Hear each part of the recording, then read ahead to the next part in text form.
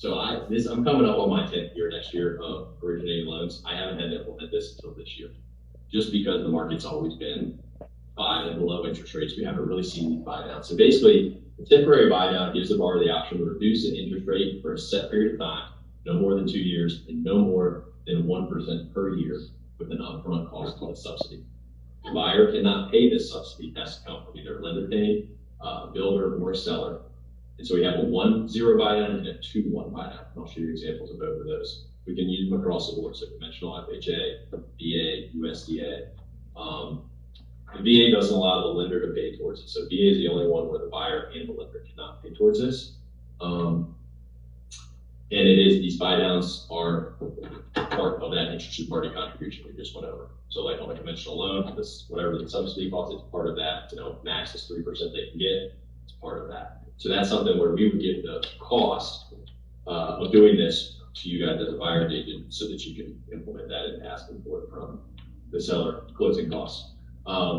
So I've got a 2-1 buy down and a 1-0 buy down. So the numbers, 2-1 buy down is basically, it's 2 years and it's 1% each year. So the first year, the interest rate is 2% lower than the current note rate. So if you got someone at 7% interest rate, they're starting that first year payments 1 through 12 at 5%. The second year, it goes up by 1%. So it's up from 5% to 6%. And then year 3 on is when we go to that normal rate, the original rate that they qualify at 7%. And that's there. A 1-0 buy down is the exact same thing. It's just for 1 year and 1% for that first year. And then year 2 it goes back up. So this is a scenario too we're implementing a lot here, because that thought process, again, all the experts are talking about rates coming back down in the next 1 to 3 years. Well, if I do a 2-1 buy down, I'm getting closing costs from a seller, and I can do a 2-1 buy down and start at 5% versus a 7% where everyone else is. Hopefully by year 3, I'm refinancing anyways, so I'm never paying on 7%.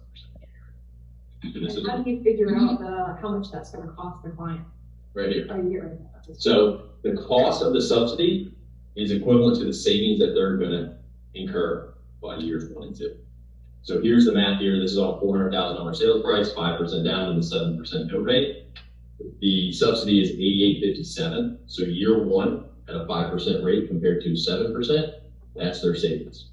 Year 2 at 6% versus 7%, that's their savings, which is the total cost of the subsidy. So the good thing about this is, worst case scenario, the break-even point's 2 years. But if they're paying for the reduction, it's only worthwhile if the seller pays for it.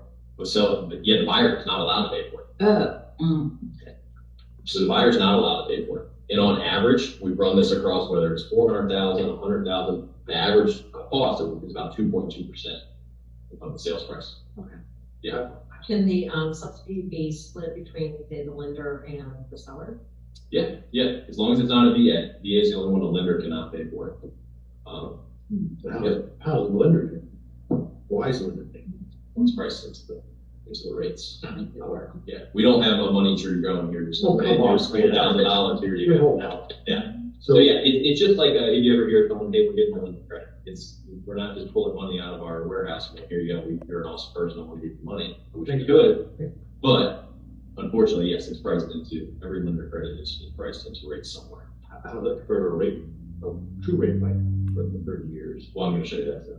Yep. So, that's what I'm getting at. So the cool part is your break-even point's 2 years, or here your break-even point's 1 year. So on a 1-0 buy down, it's about 0.75 or 3/4. So if you think of, hey, let's get 3% from a seller, well, majority of it, yeah, on a 2-1 buy down is going to go to that. You're still going to have a little bit left over that you can go to the rest of the closing costs. So it's greatly reducing their out-of-pocket costs for closing costs. It's also reducing what their monthly payments are. So it's for those folks who are worried about paying that 7% or 6.5% interest rate. They can get in at a 5 and then a 6, and then it comes up to a 7 in the hopes that we're going to refinance them within the next 3 years. In worst case, if we can't refinance them, this is the part I like to talk about, because everyone just assumes rates are coming back down. That's the talk. It's going to come back down. Well, in the 3 years, 4 years, if rates are at 10%, you're going to be glad you bought now and at least saved for the first 2 years, and you're at 7% instead of 10%. Everyone talks about rates coming back down to the 4th. What if they don't? What if in 4 years we're at 10%? All those folks that are on the sideline waiting for rates to come back down, they're going to be really upset when they didn't buy at 7%. So, do you have a question? Yeah, I'm wondering where on the contract would this go? Would this go? So you can list it, yeah, where you normally write closing costs. So, and that's where putting that verbiage in,